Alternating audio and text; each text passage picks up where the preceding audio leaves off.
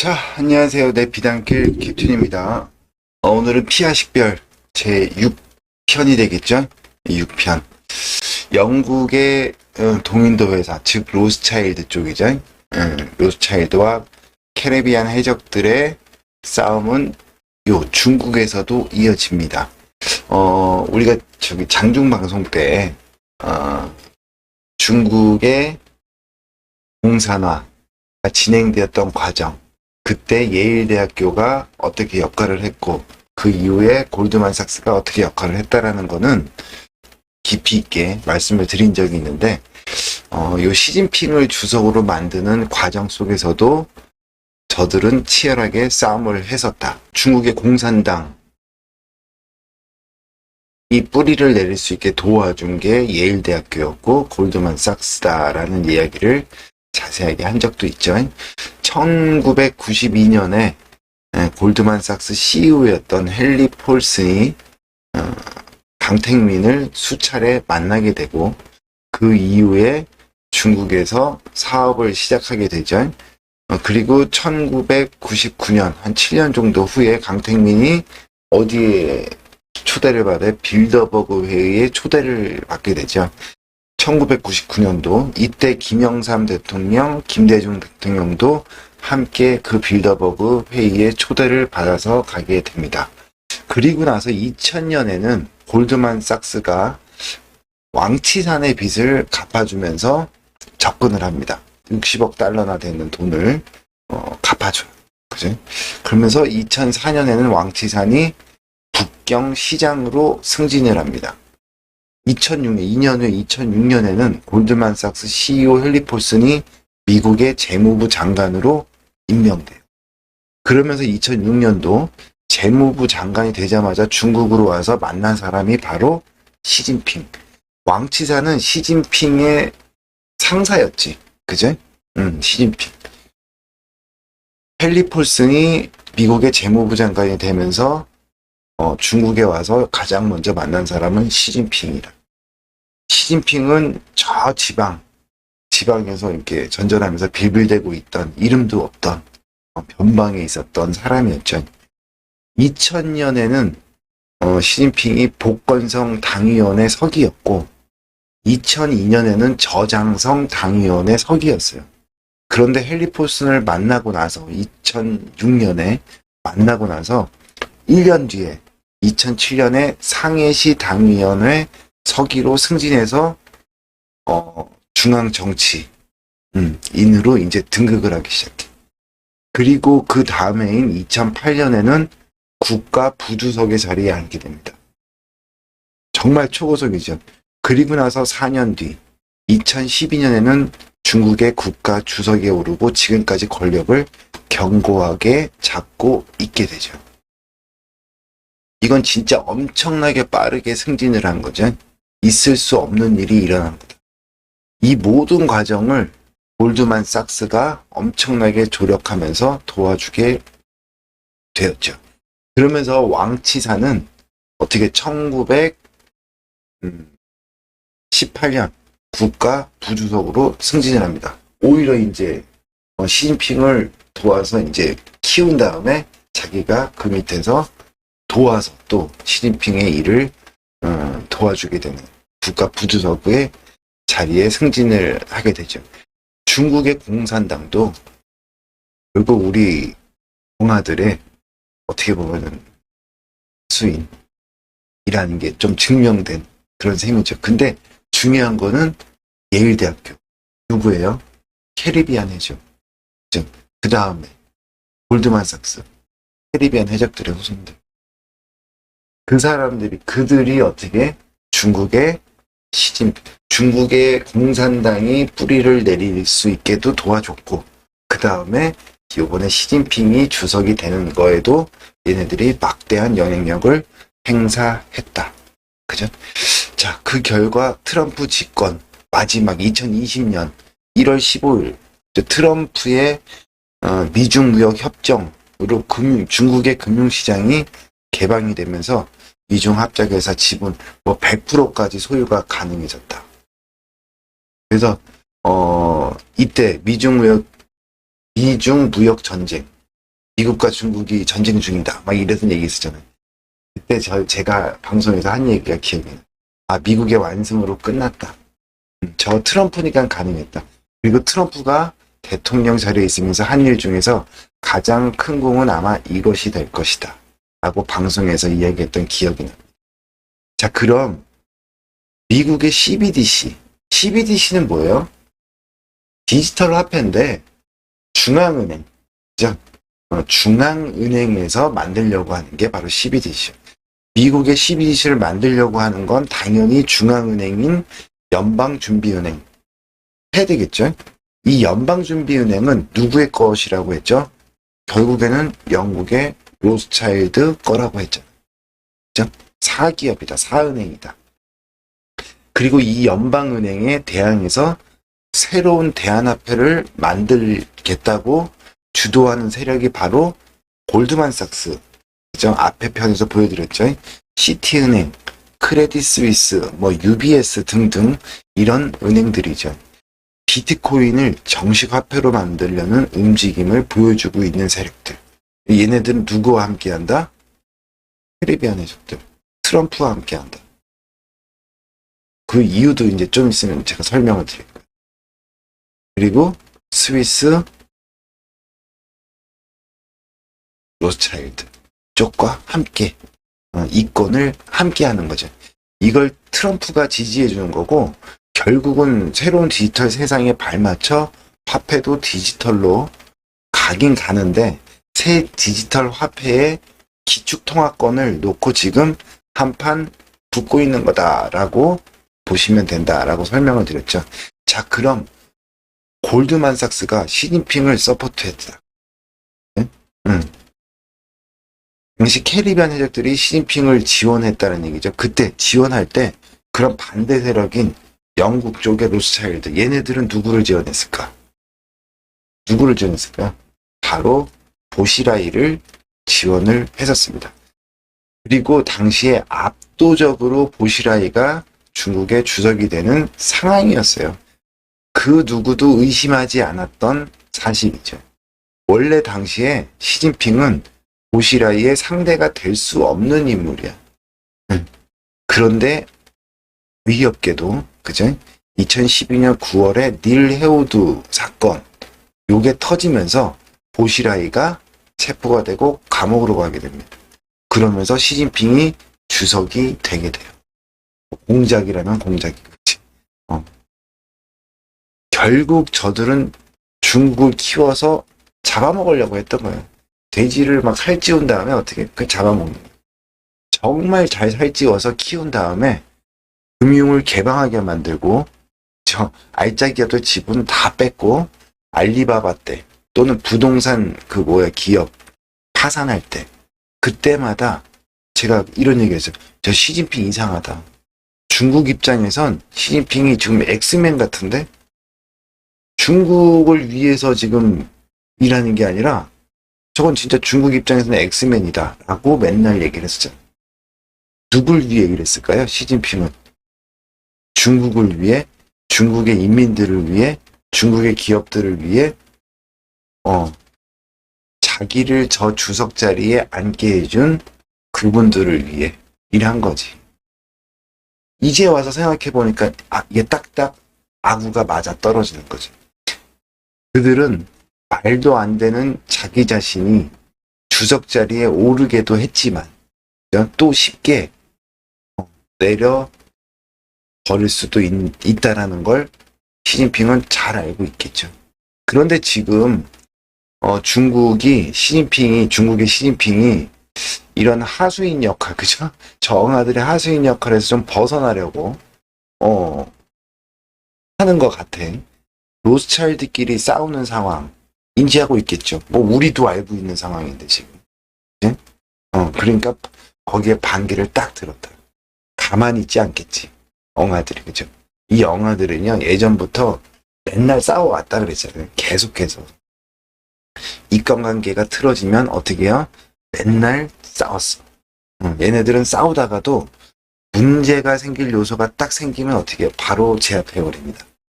인간관계 때문에 싸우는데 싸우다가 자기네들이 힘이 약해질 수도 있잖아요. 약해졌을 때 자기네가 지배하는 세력.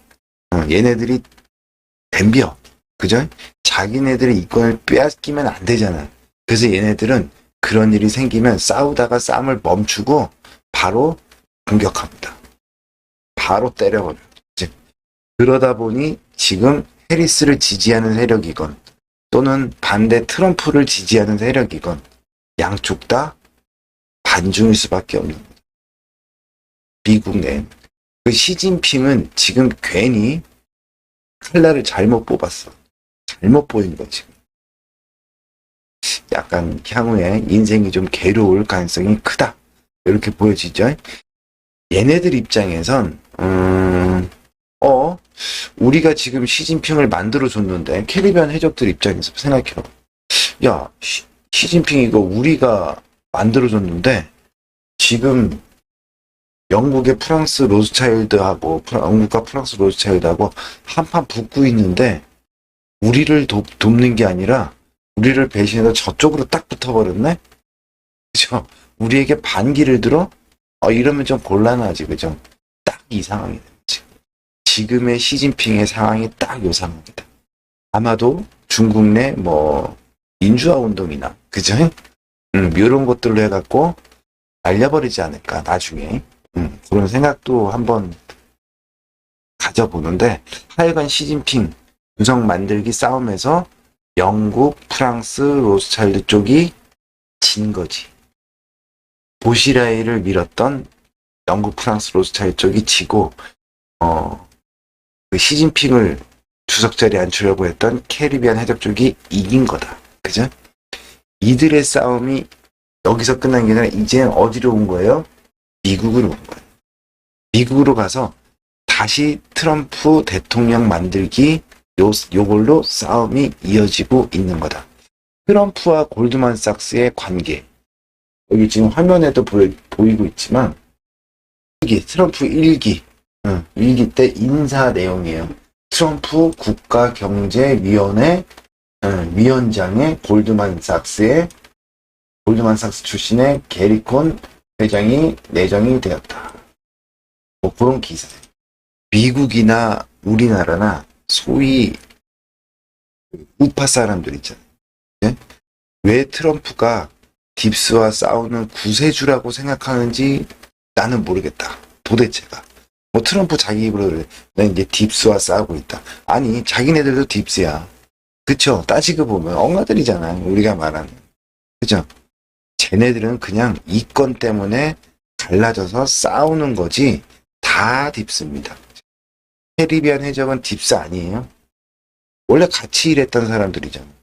같이 일을 하다가 이권 관계가 틀어지면 싸우죠. 싸우다가 다시 화해하고 같이 또 사업하고 또 틀어지면 또 싸우고 이걸 계속해서 반복하면서 지금까지 지내왔어. 지금도 이러다가 결국엔 그죠? 또 화해할 겁니다. 어느 쪽이 그죠? 죽는 한쪽이 죽어서 없어지는 그런 멸망전에 다다라는 그런 것까지는 가지 않을 가능성이 크다라고 보는 게 맞겠죠. 싸움의 도구로 쓰였던 사람들, 지금 장기판의 말들로 쓰이는 사람들만 죽어나가는 거지. 어디로 줄 섰냐에 따라서. 그죠? 게리콘 회장뿐만이 아니라 여기도 보시면 미국 재무부 차관도 골드만삭스 출신. 트럼프 경제라인 싹쓸이 했다. 누가? 골드만삭스 출신. 자, 그것뿐만이 아니라 이런 기사도 있어요. 이렇게 욕하더니 트럼프와 골드만삭스의 화끈한 커넥션. 그쵸? 화끈한 커넥션. 자, 이게 뭐냐면은 1기 내각을 이제 인사를 할 때 재무부 장관은 스티브 무누신, 국가경제위원회 위원장 아까 게리콘 그죠? 백악관 수석 전략가 겸 선임 고문 스테프 배너, 백악관 경제 담당 선임 고문 디나 파월, 증권거래위원회 위원장 제이 클레이턴, 인수위원 앤서니 스카라무치, 등등 전부 다 뭐예요? 골드만삭스 출신들로 도배를 했어요. 이게 트럼프 일기 때 있었던 인사. 전부 골드만삭스 출신. 자, 요분도 유명한 분이죠. 미 상무 장관 유력 윌버로스는 한국과 인연 많은 기업 상황국. 윌버로스.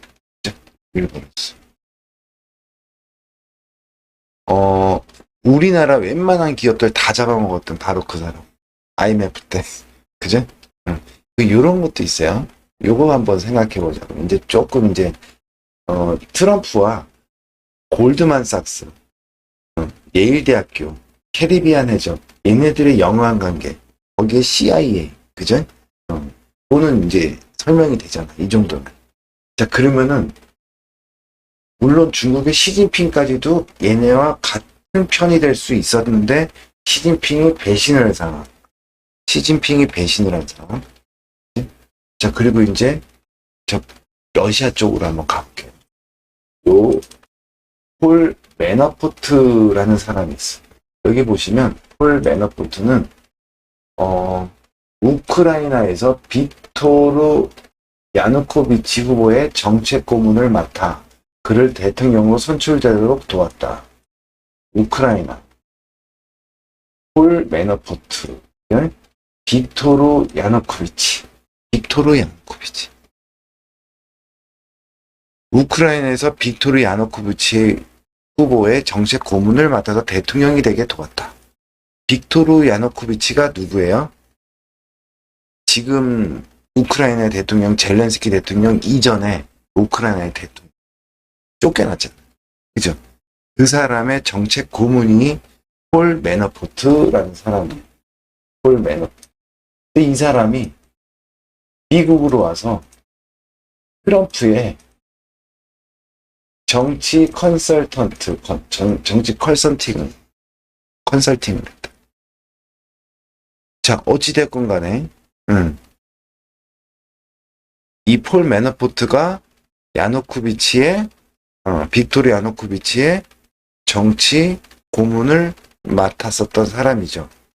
빅토르 야누코비치는 친푸틴 성향이 그러니까 찰떡궁합이에요. 딱 달라붙어서 움직이던 그런 사람이었는데, 그런 빅토르 야누코비치의 정책 고문을 하던 사람이 갑자기 미국으로 넘어와서 트럼프의 정치 컨설턴트를 한다? 뭔가 좀 이상하지. 그죠? 한번 생각해보자. 그 당시에 푸틴과 찰떡궁합인 빅토르 야누코비치를 쫓아내기 위해서 영국과 프랑스 로스차일드 얘네들이 반푸틴 운동, 반러시아 운동을 우크라이나 내에서 벌립니다. 우크라이나에 있던 빅토르 야누코비치를 탄핵을 해서 쫓아내요. 대통령이었던 야누코비치를. 그래서 이 사람이 헬기를 타고 러시아로 도망가. 그리고 나서 대통령이 된 게 젤렌스키. 그런데 그 쫓겨난 빅토르의 정책 고문이 미국으로 넘어와서 트럼프의 참모가 된 거지. 놀랍잖아. 그래서 트럼프와 푸틴은 같은 편이다라고 보는 겁니다. 왜 같은 편일까요? 왜 같은 편이라고 볼까? 간단해요. 이권관계가 같기 때문에. 미국도 하나의 미국으로 볼 게 아니라 구별을 해서 봐야 된다라고 했잖아요. 미국의 독립운동을 주도했던 카리비안 해적들을 중심으로 한 세력과 남북전쟁 때 북부군을 지원해갖고 영국계 로스차일드와 손을 잡았던 이 두 세력이 존재하고 있고, 그죠? 이들이 지금까지도 공존하면서 이권에 따라 싸우고 있다라고 우리가 이때까지 공부를 했잖아. 러시아도 마찬가지예요. 자, 우리 앞편에서 공부했듯이, 한번 알아봤듯이, 과거 소련과 소련이란 나라하고 캐리비안 해적은 당연히 사이가 안 좋았죠. 그죠? 소련이 캐리비안 안에 공산주의 혁명 일으켜갖고 캐리비안 해적들의 근거지인 하바나를 날려버리고, 그죠? 막 했던 일들이, 전편에서 얘기했잖아요. 당연히 사이가 안 좋았겠지.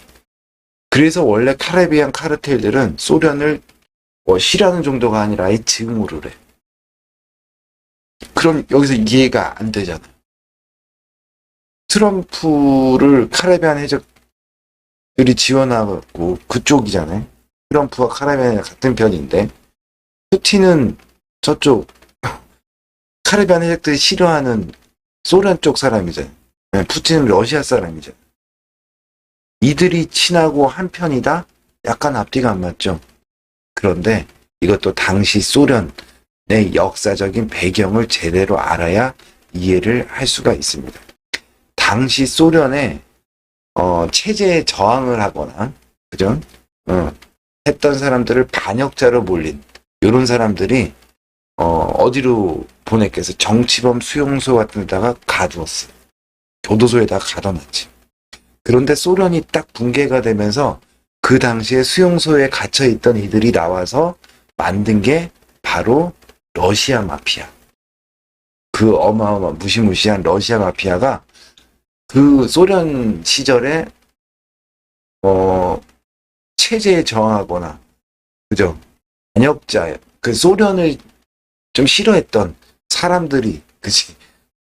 갇혀있던 수용소에서 나온 사람들이 소련이 붕괴되고 러시아 마피아를 만듭니다. 러시아 마피아가 강력하고 엄청난 힘을 가지고 있는 이유는 이들이 다른 마피아들하고 다르게 어때요? 소련 시절에 장군 출신이거나 정치인 출신이거나 특수 정보원, 막 그 지식인, 이런 엘리트 출신들, 체제에 순응하지 않은 사람들이 였지만, 그죠? 이들은 엘리트들이었어. 그리고 이들은 당연히 어때요? 반소련적인 정서가 강한 사람들이죠. 그게 바로 러시아 마피아. 러시아 마피아는 그렇게 해서 탄생을 하는데, 그 러시아 마피아에다가 소련이 붕괴되면서 하루아침에 실업자가 된 사람이 있어. 누구? KGB. KGB 요원들이 어떻게 돼요? 이 러시아 마피아와 함께하게 된 거예요.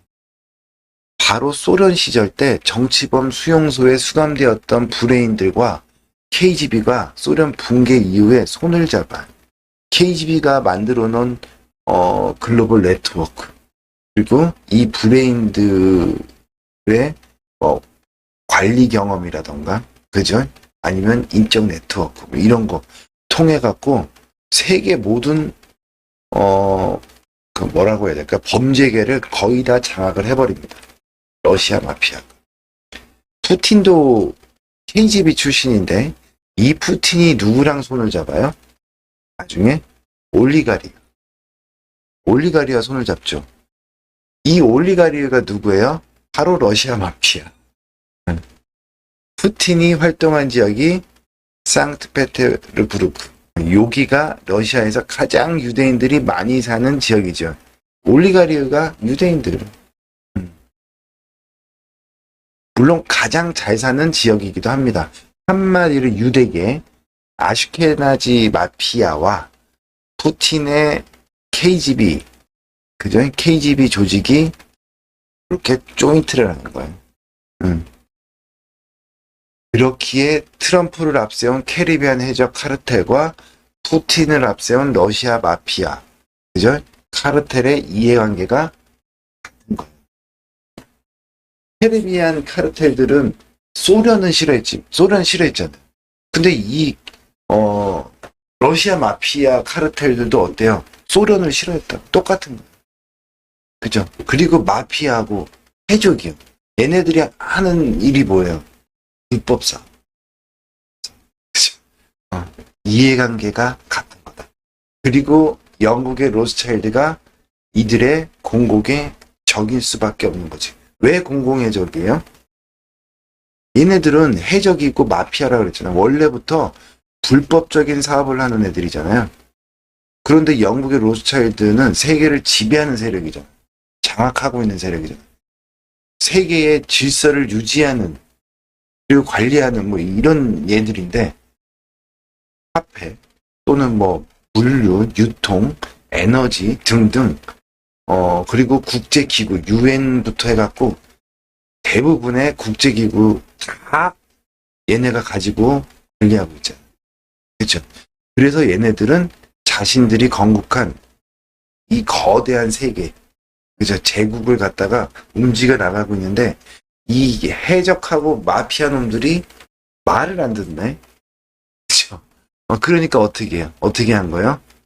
중앙 정부가 주도하는 CBDC를 만들어야겠어. 이렇게 된 거예요. CBDC를 만들면 누가 반발해요? 마피아들이 반발하지. 불법 사업을 하는 애들이. 그죠? 반발할 수밖에 없어. 사업을 할 수가 없거든. 몰래 해야 되는데, 그지? 그래서 비트코인이 원래, 언제 사용하게 됐던 거야? 불법 무기 거래. 그지? 뭐 이런 거 할 때 쓰였던, 이게 바로 비트코인, 돈 셌다. 이런 거잖아. 그 영국의 로스차일드 애들이 CBDC를 만들려고 하니까 어떻게 돼? 그렇게 뒤에서 거래하던 비트코인을 지금 글로벌하게 키워갖고 양성화시켜서 그죠? 만든 게 바로 이 러시아 마피아 그리고 캐리비안 해적들, 카르텔들 얘네들이 한 거예요. 사업을 유지하고 계속 하려면은 어쩔 수가 없었다. 트럼프가 당선되면 비트코인이 좋아진다. 이건 뭐 다들 이야기하니까 알고 있잖아요. 근데 왜 그러는지 모르잖아요. 진짜 이유는 아마 대부분 다 잘 몰랐을 거예요. 이런 국제 정세와 역사적 배경을 기반으로 생각해보면 알 수 있는 거죠. 그러다 보니 트럼프와 푸틴이 손을 잡고 한편이라는 건 이해할 수 있는 그림이 되는 이런 배경들을 알고 나면 그죠? 아직도 이념적으로 과거 이데올로기적 사고방식으로 자유민주주의 미국과 공산주의 러시아가 손을 잡는다고 말도 안 되는 개소리지. 이렇게 생각하면 이미 시대에 뒤처져 있는 거예요. 국제정사를 똑바로 바라볼 수가 없는 거죠. 이런 내용들을 모르면 그럴 수밖에 없어. 또. 그래서 지금 피하 식별을 잘 해야 된다라고 하는 거고 이건 국내 내부에서도 마찬가지입니다. 그래서 역사적인 배경과 뒤에 숨겨진 진실 요거를 봐야 된다고 계속해서 얘기하는 거죠. 그리고 푸틴은 공산주의자가 아니라 뭐예요? 푸틴은 공산주의자가 아니라 푸틴이 원하는 건 그냥 제정 러시아의 부활, 위대한 러시아를 다시 재건하겠다. 이거예요. 푸틴과 트럼프는 한편이다. 자신들의 이권, 그죠? 이권 관계와 사업을 지키기 위해서 푸틴은 러시아 마피아 올리가리움, 트럼프는 캐리비안 마피아, 그죠? 이들의 이권을 보호해야 되는 거죠. 그러기 위해서 기존의 세계 질서를 장악하고 움직이는 로스차일드가 적이 될 수밖에 없는 거다. 지금까지는 적이 아니었어. 그런데 디지털 화폐로 가는 이 시점에서 자신들의 사업을 보호하기 위해서 충돌할 수밖에 없는 상황이 되어버린 거예요. CBDC 거래하는 내역이나 이런 걸 다 볼 수밖에 없잖아. 그렇죠? 그러니까 절대로 CBDC로 가면 안 돼. 얘네 사업이 다 불법적인 거기 때문에 망할 수밖에 없어. 그럼 어떻게 해야 돼요? 그동안 잘 사용하는 비트코인을 양성화시켜서 어떻게 해요? 적절한 선에서 얘네가 나중에 합의를 볼 수는 있어. 그죠? 비트코인도 크게 사용을 하면서 또 미국의 달러를 기반으로 한 CBDC도 같이 사용하는 요런 선에서 뭐 합의도 볼 수 있겠지만 지금의 상황은 뭐다? 디지털 화폐로 가는 이 시점에 기축통화. 쉽게 말하면 비트코인이 되느냐, 달러가 되느냐, 디지털로 가는 과정 속에서. 비트코인 된다는 건 뭐예요? 금을 기반으로 하기 때문에. 그죠? 가치의 금을 기반으로 하기 때문에 지금 금값은 당연히 상승할 수밖에 없는 거죠. 그러니까 거기까지 들어가면 또 얘기가 길어지니까. 누가 이길까요, 도대체? 모르지, 그거는. 그죠? 하지만 우리는 이런 싸움 중이다. 라는 것은 알고 구경해. 이렇게 우리가 기사들이나 세상 돌아가는 거 보면서 구경은 해요.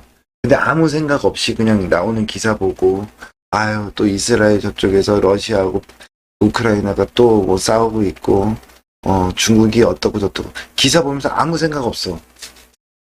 그게 아니라, 이 큰 거대한 판때기, 이제 둘로 나눠서 싸우고 있는 이 판때기에 누가 누구 편이고 누가 누구 편이고를 알고 나면 세상에서 나오는 생산되는 뉴스들이 다른 시각으로 다르게 보이기 시작합니다.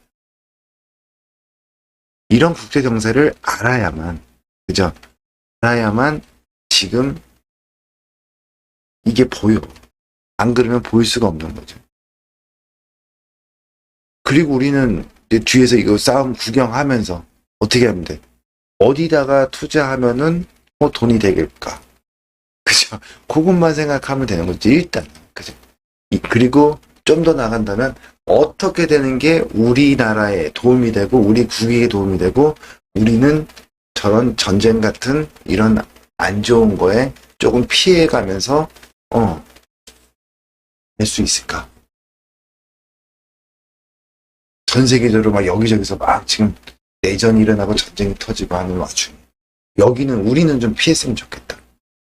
어떻게 되면 어디에 줄을 서고 어떤 싸움에 누가 이기고 했을 때 어떻게 되고 이 사람이 졌을 때는 그러면 어떻게 준비를 해야 되고 무슨 일까지도 벌어질 수 있고 이런 것들을 좀 생각해 놓을 수 있잖아요. 그죠? 이걸 이데올로기 시대적으로 러시아와 중국과 북한, 이란 얘네들이 빌런이고 영국, 미국, 유럽 얘네가 한 팀이야. 이렇게 싸울 거야. 자유를 표방하는 서방 진영과 그죠? 공산주의를 표방하는 저 중국과 러시아, 북한 얘네들과 맞서 싸울 거야. 이런 시대착오적인 생각에 빠져 있어. 아직도 대부분이 이래요. 근데 지금 싸움은 그게 아니라는 거지. 언론들도 그렇게 유도를 하잖아요. 사실이죠. 사실 뒤에 숨겨진 진실. 요거는 얘기 안 해줘.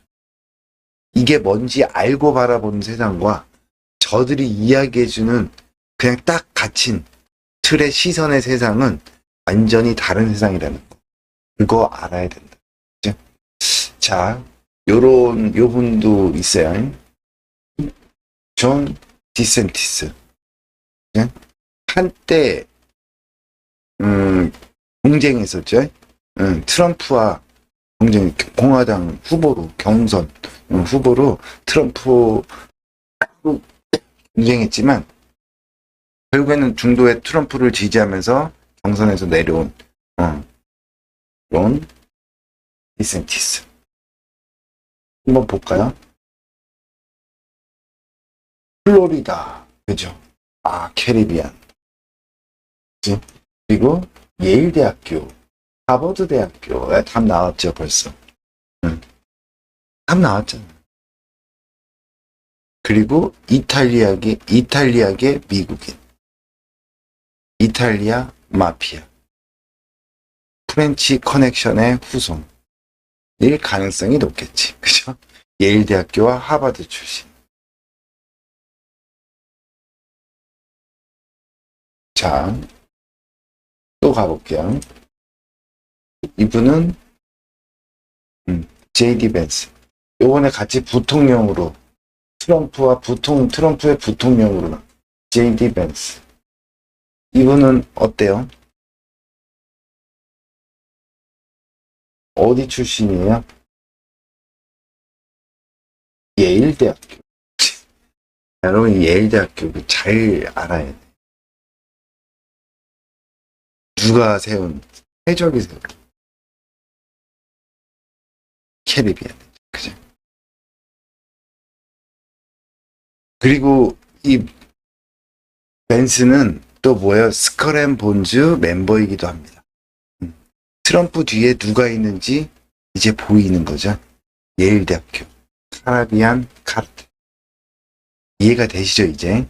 이걸 이해해야 국제관계가 보이는 거예요.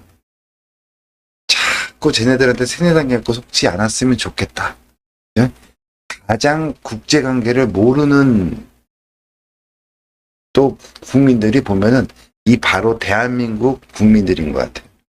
물론 세계 주요 국가 중에서 자유진영 대 공산진영의 싸움 이런 거 아니에요. 지금 싸움은. 이건 돈의 이권관계 때문에 싸우는 거라는 거.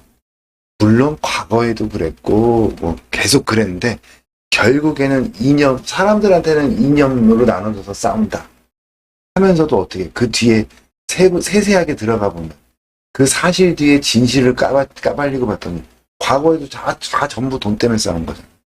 이권관계 때문에 싸운 거예요. 그죠? 지금도 마찬가지라. 근데 몰라 아직도. 제일 헤매고 있어. 대한민국 사람들. 이제 어느 정도 피하 식별이 되어가죠. 그죠? 로스차일드 가문 간의 싸움. 영국, 프랑스가 한편이고 거기에 스위스, 로스차일드가 또 싸우고 있죠. 한번 정리를 해볼까요? 영국과 프랑스, 로스차일드 그리고 스위스, 로스차일드 칸의 싸움입니다. 스위스 로스차일드 쪽에 그건 지금 어디요? 카라비안 해적. 얘네가 같이 움직이는 거지. 큰 그림. 그럼 카라비안 해적이 지지하는 쪽이 누구예요, 지금? 트럼프. 그죠? 그 다음에, 푸틴 같은 편이라고 그랬지? 러시아, 푸틴. 김정은은 아리까리, 아직까지는. 하지만 같이 움직이는 걸로 보여져요. 김정은. 요렇게만 되면 돼, 그림이. 그리고 지금 뭐 우리나라 같은 경우는 윤석열, 같이 이쪽. 가능성이 높지. 그리고, 이스라엘의 네타냐후. 이스라엘, 네타냐후. 그죠? 그 다음에 사우디 빈 살만.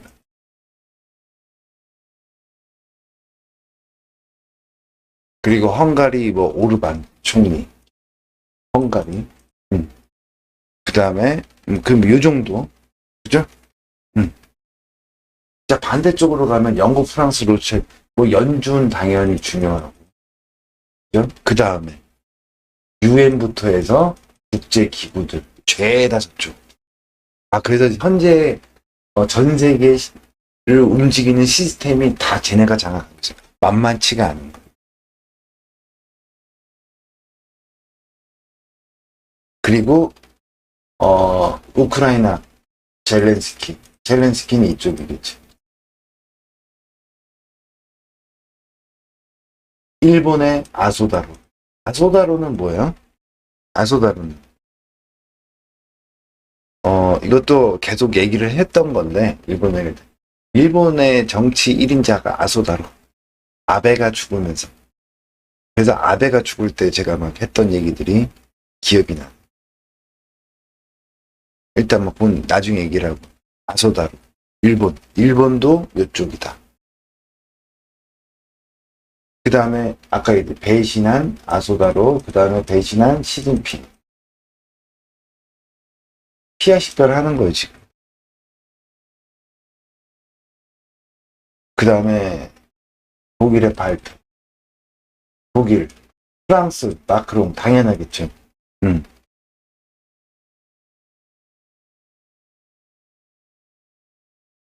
그리고 CIA는 이쪽이라 했죠.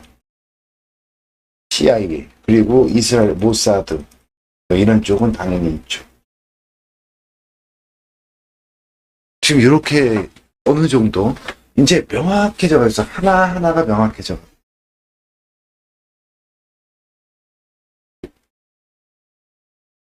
미국 독립전쟁 때 카리비안 카르텔들이 미국 독립을 위해 싸웠잖아. 싸울 때 대영 제국과 힘을 협력해서 카리비안 독립 세력을 막아. 그죠? 독립을 못하게 막았어. 이러커의 연맹. 앞에 편에서 얘기했잖아. 얘네 전쟁이 끝난 다음에 어떻게 됐나요? 미국의 독립 세력들이 대영 제국을 몰아낸 다음에 아메리칸 인디언 대학살로 갔잖아. 서부 개척 시대라는 이름으로 딱 내세웠어. 지금 다시 한번 트럼프를 중심으로 제2의 미국의 독립운동이 벌어지고 있다고 했잖아요. 여기서 만약에 트럼프가 이기게 된다면 영국 편들었던 놈들은 다 죽는다. 그런데 지금 중국이 영국 편들었잖아. 시진핑이. 키워준 은혜마저 져버리고. 그러니 지금 시진핑은 어떻게 해요? 기를 쓰고 트럼프가 대통령이 되는 걸 막아야 돼. 그죠? 누가 이길지는 모르겠지만 트럼프가 암살당하지 않고, 그죠? 각종 뭐 부정선거 이런 거 그런 거 같은 거에도 다 뚫어내면서 대통령이 된다. 예를 들어서 된다. 이러면 아주 놀라운 일이, 그지? 아주 놀라운 일들이 많이 벌어질 가능성이 크다. 푸틴이 김정은 만날 때 중국이 긴장한 이유가 뭐예요? 알고 있는 거야, 이런 관계를. 트럼프와 푸틴이 한편이야. 푸틴과 김정은이 만나니까 당연히 불안하죠. 이런 상황을 다 알고 있다라는 거예요. 푸틴과 트럼프는 한편이라는 걸 알고 있기 때문입니다. 그리고 김정은까지. 김정은도 중국과 사이가 안 좋죠. 예전 같지 않죠. 근데 예전부터 안 좋았어. 원래 김정은 중국을 다 이유가 있어. 앞으로 계속해서 중국 편, 그러니까 북한 편 또는 대한민국 편 뭐 이렇게 진행하면서 다 설명을 드릴 겁니다. 북한 이야기는 중요하기 때문에 따로 할 예정이고요. 중국이 줄을 잘 선 건지 잘못 선 건지 일단 지켜봐야 돼. 누가 이길지 모르잖아. 그렇죠? 예전에 트럼프가 될 가능성이 높아지면 제가 장중 방송 때 예전 장기간 저금리를 유지하던 일본이 금리를 인상하는 일이 벌어질 거다 했는데 얼마 전에 일본이 금리 인상했죠. 그죠? 금리 인상했잖아. 일본은 아소다로가 아베가 죽고 실질적으로 일본 정치의 1인자예요. 기시다는 그의 바지사랑이다. 이걸 계속 얘기했던 거.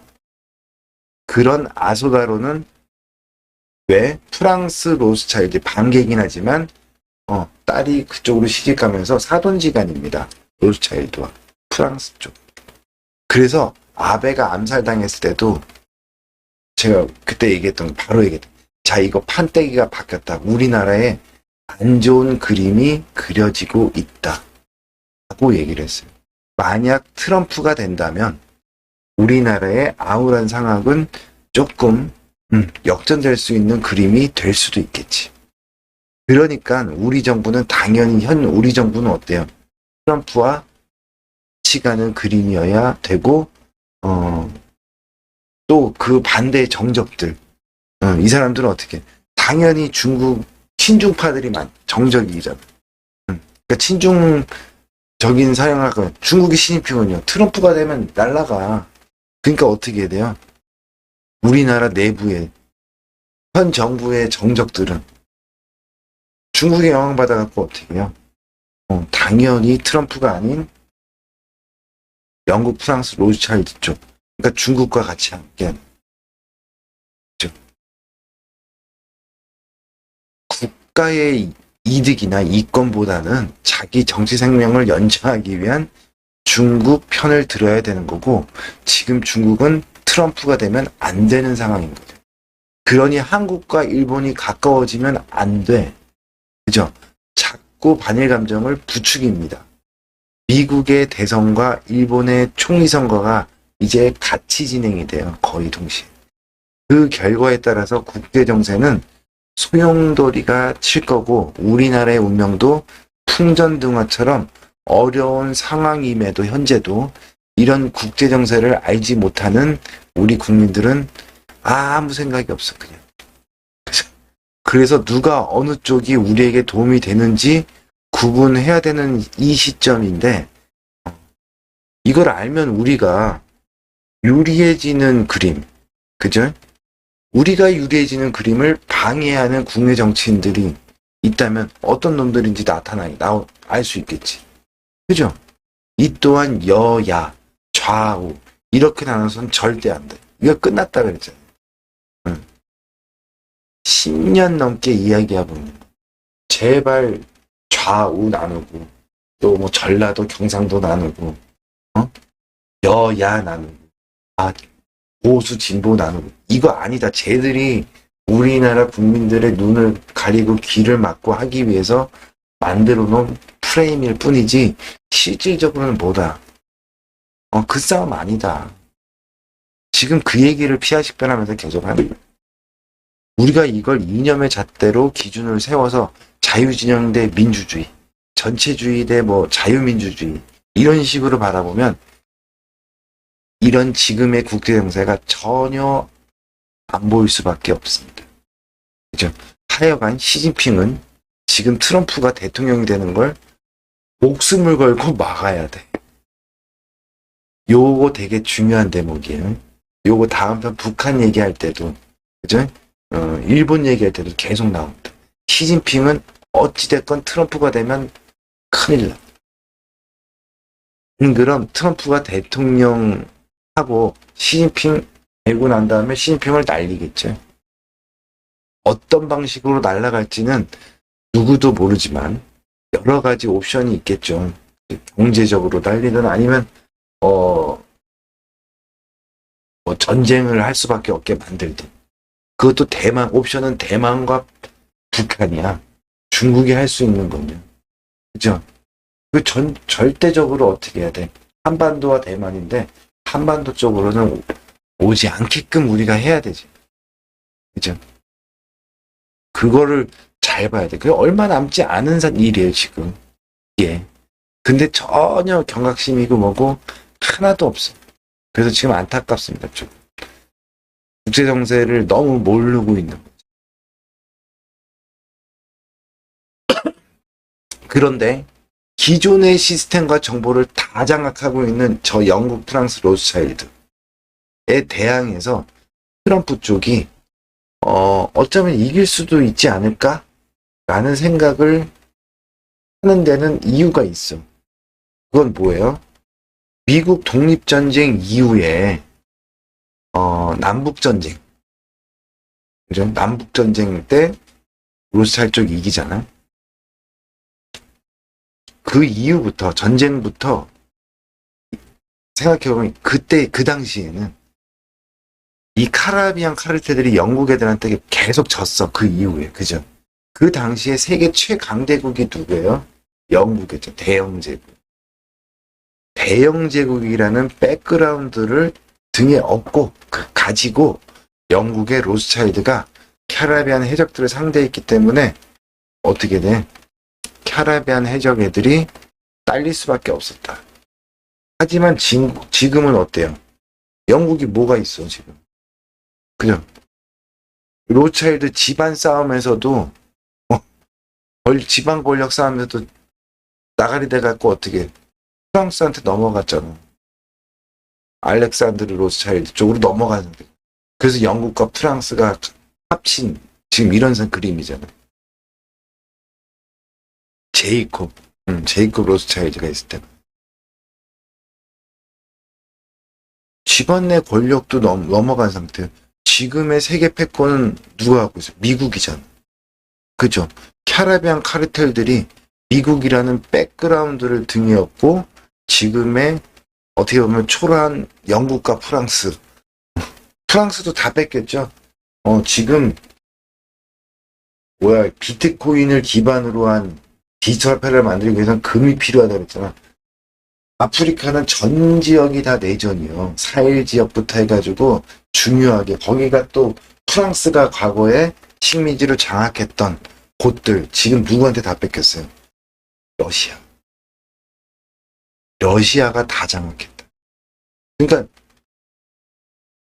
아무 힘이 없어 지금 현재 영국이나 프랑스나.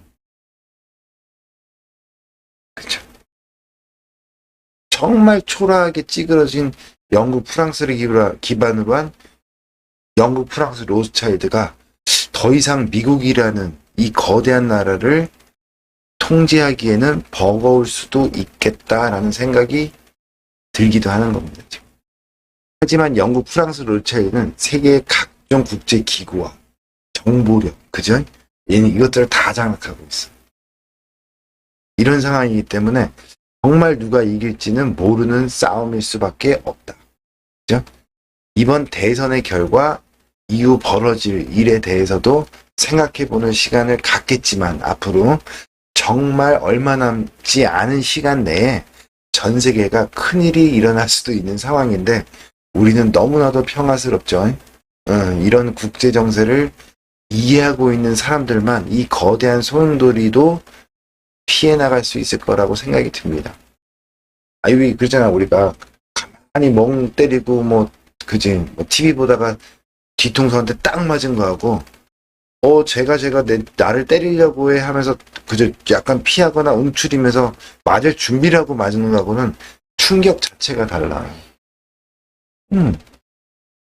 제가 날 공격할 수도 있다라는 걸 생각하고 맞는 거와 넋 놓고 있다가 뒤통수 딱 맞는 거하고는 완전히 달라.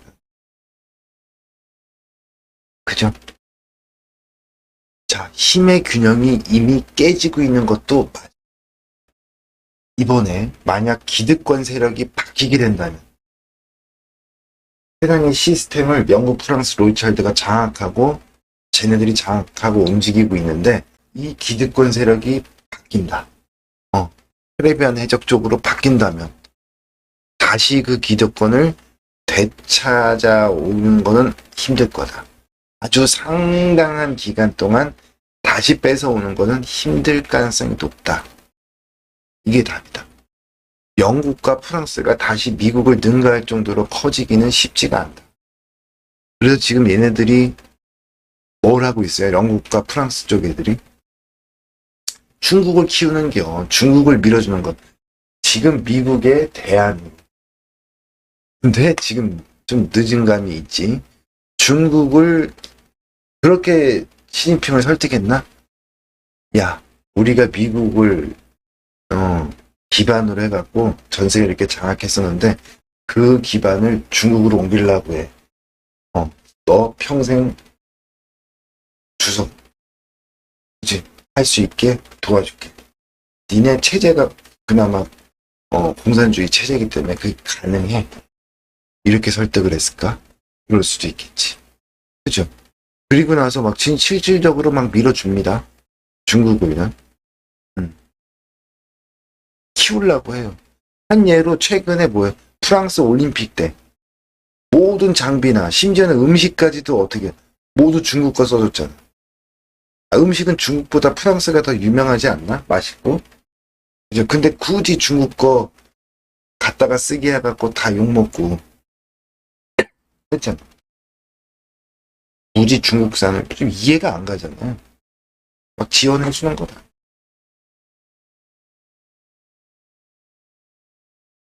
완전 거지가 된 영국, 프랑스, 거기에 탈탈탈 다 털린 중국, 얘들이 힘을 합쳐. 근데 지금 현재 세계를 장악하고 있는 미국과 러시아, 얘네가 손을 잡았어요. 이게 상대가 될까요? 단면적으로만 보면 이건 싸움이 안 되는 상황이지만 결과는 끝까지 지켜봐야 돼. 요번에 미국이 금리를 B컷으로 인하했잖아요. 50bp 인하됐잖아요. 정치적인 해석을 하면요. 연준은 어느 편이라고 그랬어? 해리스와 한 편이다. 해리스는 또 어디와 한 편이야? 영국, 프랑스, 로스차일드와 한 편. 단순히 내려면 주가는 올라가야 되고 유가는 내려가야 돼. 그죠? 그게 유리한 거예요. 현재 집권을 하고 있는 쪽에서. 근데 반대쪽은요. 주가가 내려와야 현 정권이 인기가 떨어지고 유가는 올라가야 그죠? 현 정권이 인기가 떨어져. 이게 기본 상식이죠. 이런 내용을 알고 세상 돌아간 뉴스를 보면 더 재밌다. 그게 맞던 안 맞던 요번에 50bp 금리 인하한 게 정치적인 이유로 근데 충분히 예상도 가능했던 부분. 만약에 그냥 50bp 인하하면서 후속 얘기가 파월이 없었다. 그러면 오히려 주식시장은 더 빠졌을 겁니다. 이거 진짜 경제에 무슨 문제가 있나 싶어서 빠졌을 거야. 근데 뒤에 말을 덧붙였지. 어떻게? 인플레는 잡혔어. 우리가 생각하는 것만큼. 고용 이거 잡을 수 있어. 그지? 그리고 올해 추가적으로 더 금리 인상 인하도 하고 내년에 추가적으로 더 할 거야. 이제는 어느 정도 정권에 들어왔어. 라는 식으로 얘기를 해버리죠. 그러니까 주가가 버티고 있는지. 근데 애매하잖아 지금. 올라가긴 하는 기조이긴 하지만 아직까지 문제의 요소들은 많이 있죠. 하나가 일본이에요. 그중 하나가 일본. 여기서 일본이 금리를 인상을 더해버리면 어떻게 돼요? 일본의 금리 인상은 뭐예요? 아까도 얘기했듯이 트럼프의 쪽에 줄 서는 거다. 저금리를 계속 유지해야 어디에 도움이 되는 거야? 영국, 프랑스, 로츠차일드에 도움이 되고 연준에 도움이 되고 미국의 민주당의 해리스에게 도움이 되는 거야. 근데 금리 인상을 해버렸어. 누구한테 도움되는 거야? 반대로 트럼프에게 도움이 되죠. 미국은 금리 인하를 할 수밖에 없는 상황이 정치적으로 봤을 때. 근데 이 시점에 일본이 금리 인상을 딱 한 번 더 해. 그러면 어떻게 될까? 그럼 그죠? 엔케리 청산 또 나오고 주식시장 또 한 번 툭 빠지고 또 뭐 그런 모습이 또 나올 수 있겠지. 어찌됐건 간에 지금은 일본도 자꾸 영국, 프랑스 쪽에 붙어서 이럴 수가 없어. 미국과 함께 갈 수밖에. 안 그러면 두들겨 맞거든. 제가 그랬잖아요. 다음번에 팬데믹이 터지든 경제 위기가 터지든 전부 일본 발일 거다. 그거 막으려면 일본은 어떻게 해야 된다? 금리 인상해야 될 것이다. 그래서 어쩔 수 없이 하는 거예요. 어쩔 수 없이. 근데 지금도요. 얘네는 또 마찬가지. 말 끝까지 안 듣잖아요. 그러면 또 두들겨 맞죠. 두들겨 만다는 건 다음 팬데믹이 오면은 일본 발일 가능성. 또는요. 어디서 뻥 터져? 동북아 경제 위기. 일본에서 뻥 터질 가능성이 높다. 우리나라도 당연히 여파 있겠죠. 그치?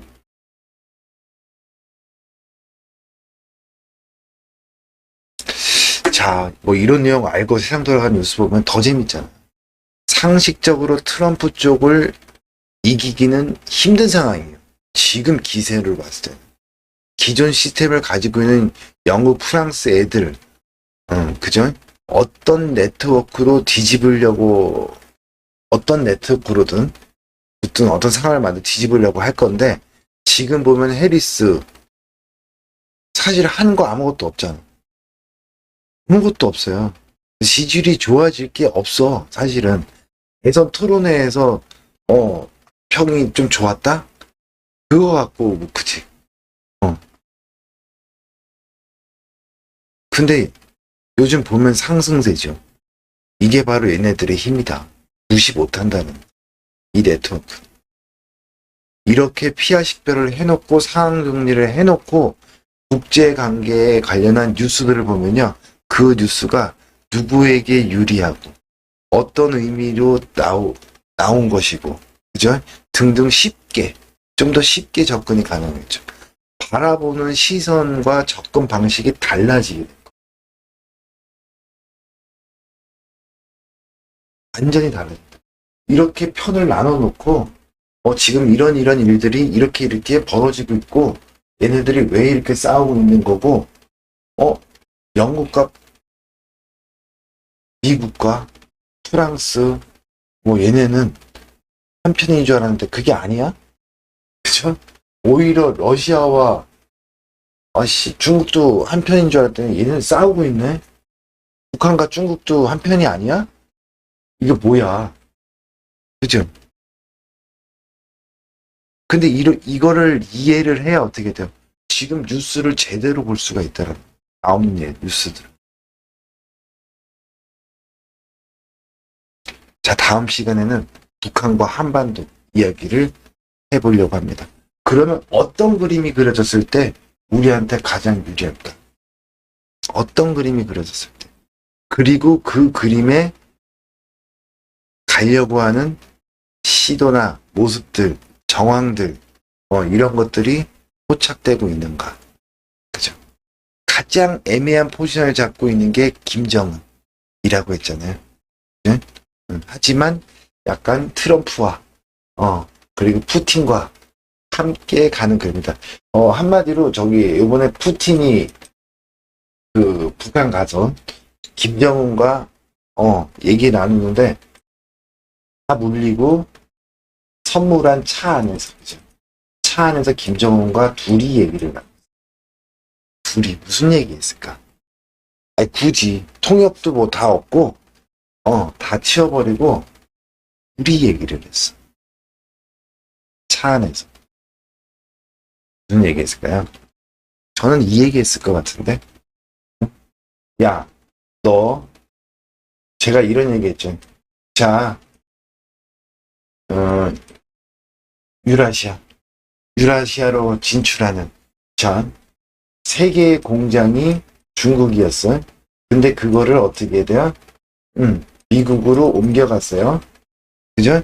그리고 나서 어떻게 미국에서 제가 만들어서 다시 한반도로 가져옵니다. 한국으로.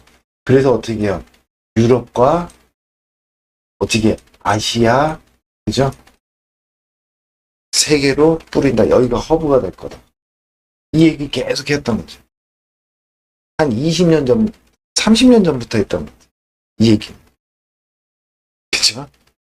여기 조금씩 변화는 있고, 이런 싸움이 이제 최근에 일어나고 있다는 것도 알고, 하니까 조금은, 상황이 달라지고 얘기가 달라지는 걸 수 있어. 하지만 이 얘기는 계속 했던 거죠. 그죠? 마지막 키가 하나가 있는데 이게 북한이다. 이 문이 열려야 돼. 이 키가 열려야 어떻게 돼? 이 모든 시나리오가 완성이 된다. 그쵸? 지금 이게 열려야 돼. 그 열리는 방법이 어떻게 돼? 트럼프, 푸틴. 만약에 여기 북한과 싸우다가 어떻게 돼? 러시아가 도와주고 중국이 도와주면서 밀어 제껴버리면 문제가 심각해져. 그죠? 근데 푸틴과 트럼프가 되면 한편이래. 그죠? 그 트럼프와 푸틴과 김정은이 시진핑과 김정은보다 더 가까워 지내는 게. 그죠? 차 안에서 무슨 얘기했을까? 너 이제 열어야 될 때가 됐다. 그리고 내가 보장하마. 절대 미국에서는 니네 체제를 지켜주고 너를 보호하면서 어떻게 가게 되고 너 경제도 성장을 할 수 있고 뭐를 얘기하지 않았을까요? 앞으로의 그림의 구상에 대해서. 근데 중국 입장에서 시진핑 입장에서 예를 들어서 지금 이건 다음 편에 할 얘기긴 한데 후계 구도가 정해지지 않았어. 북한도. 그죠? 후계 구도가 정해지지 않은 상태에서 김정은이 죽으면 어떻게 될까? 지금 우리나라의 그 우파분들 김정은 아예 죽여버렸으면 좋겠다. 좋아. 죽었다고 쳐 지금 당장. 참수부대가 움직이든 뭐가 움직이든 아니면은 뭘로 죽든 죽어버렸다고. 그럼 좋을까요? 난리 안 좋아. 제가 생각하기엔 더 안 좋아. 왜냐면 누가 후계자로 딱정되지 않은 상태에서요 죽어버리잖아. 그러면 그 주변에 있는 이들이 권력을 장악하기 위해서 당연히 달려들겠지. 그럼 자기 힘으로 안 되면 어떻게 해요? 외부 세력, 러시아가 됐던 중국이 됐던 뭐 미국이 됐던 일본이 됐던 외부 세력의 힘을 빌리려고 하겠지. 외세를 개입시키겠죠. 근데 지금 북한 내에 어디가 가장 많겠어? 중국과 손이 닿아 있거나 연계가 되는 사람들이 많겠죠. 제일 먼저 김정은이 자리에 올라가자마자 한 게 장성택 고모부를 주겠잖아. 가장 대표적인 도전을 할 수 있는 친중 정치인. 여러분들 다음 편에서 북한 얘기를 하겠지만 지금 북한도 어떻게 돼요? 요번에 황병서도 마찬가지고요. 이영호도 마찬가지고 전부 뭐요? 친중적인 성향을 가진 자기의 자리에 자기가 죽던 아니면 살아있더라도 자리에 도전할 수 있는 친중 정치인들을 지금 다 제거 중이고 그러고 있다라는 거. 이것만 해도 신호가 우리한테 유리한 그림. 푸틴과 김정은과 트럼프와 윤석열 이 그림이 그려진다면 이거는 우리한테 좋은 그림이다. 한반도에서 전쟁 안 한다는 얘기. 근데 그게 아니라면 이런 시나리오도 나올 수 있죠. 김정은이 없어지면은 한반도가 시끄러워져. 그죠? 여기는 전쟁터가 될 거야. 갑자기 죽어버려. 좀 전처럼 후계자가 없는 상태에서. 그 밑에 있는 놈들이 지가 다 장악하려고 자기가 러시아 쪽에 아닌 사람, 러시아도 끌어들이고 대부분 중국겠죠? 중국이 들어가기가 쉬워. 중국 입맛에 맞는 놈을 앉혀놓기가 쉽죠. 김정은은 중국과 안 좋은 상태였잖아. 푸틴과 가까웠잖아.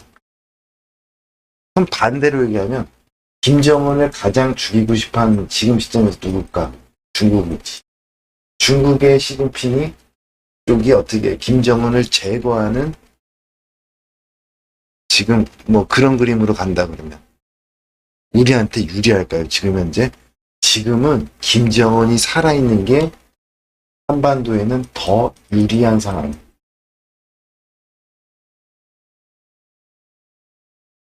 죽으면 유리한 게 아니에요. 지금 당장. 어떻게든 버텨야 돼. 이 그림이 정리가 된 다음에 죽든 살든 해야 되는 상황이에요. 그럼 지금 중국이 시진핑은 지금 발등에 불이 떨어졌어요. 트럼프가 되면 큰일 나. 뭔 짓을 할지 몰라요. 다 숨죽이고 있어야 돼. 김정은도 숨죽이고 있어야 되고 뭔 일이 벌어질지 몰라. 요번에 구구절 때 그 태양 뭐라고 하더라고. 시진핑이 축전 보냈는데 예전 같지 않다. 답전을 보내서 김정은이 그것도 예전 같지가 않다. 뭔가 친밀하고 이런 단어가 다 빠졌대. 점점 안 좋아지고. 점점 안 좋아지고. 최근에 황병서 이거 얘기도 했죠. 황병서가 군부 1인자예요. 쉽게 말해서 김정은 다음이야. 제일 높은 놈이었어. 근데 우리로 따지면 육군본부 6개급 강등당하고 육군본부 뉴스 나오기 전에도 제가 이걸 얘기했잖아요. 우리 한국 뉴스에 나오기도 전에 외신에는 다 떴었거든. 근데 어떻게 돼? 3개월인가를 마당을 쓸었대잖아. 육군본부. 그렇게 치욕을 준 거지. 근데 왜 그래?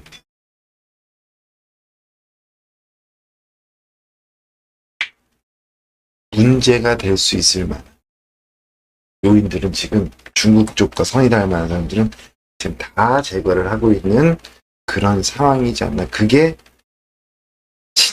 일가 친척이 됐던 가족이 됐던 형제가 됐던 신경 안 쓰는 분위기. 어쩔 수 없어. 지금 특히 되게 중요한 시기다. 무슨 일이 벌어질지 모른다는 거예요. 궁지에 몰렸어요. 트럼프가 되면 돼. 그리고 나머지 얘기는 좀 더 나중에 좀 더 깊이 있게 계속해서 방송을 진행을 하도록 하겠습니다. 자, 뭐 하여간 다음 편 보시고 나면 북한 관련 기사들 이렇게 나오는 거 보면요, 내용이 좀 달라 보이실 수도 있다. 지금도 어느 정도 이렇게 다 설명을 했지. 바로 알아야 돼, 바로. 지금 이 국제정세 돌아가는. 자, 긴 시간 들어주시느라 고생들 하셨고, 수고들 하셨고, 다음 피아식별 7편, 북한과 한반도. 북한은 지금 무슨 준비를 하고 있고, 한국은 지금, 대한민국은 무슨 준비를 하고 있느냐. 그리고 어떤 식으로 가는 게, 지금 오늘 대강 다 얘기했지만, 어느 쪽이 이기는 게 우리한테 더 유리한가. 이쪽이 이겼을 때는 우리한테 어떤 일이 벌어지고, 이쪽이 이겼을 때는 우리한테 어떤 일이 벌어질 것인가. 라는 거를 조금 미리 생각해보면, 우리가 스탠스를 어떻게 나선다고 되는 건 아니지만, 그죠?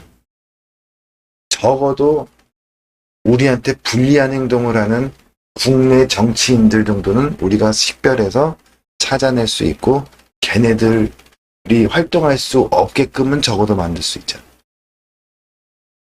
자, 수고들 하셨고, 다음 편 7편에서 뵙도록 하겠습니다.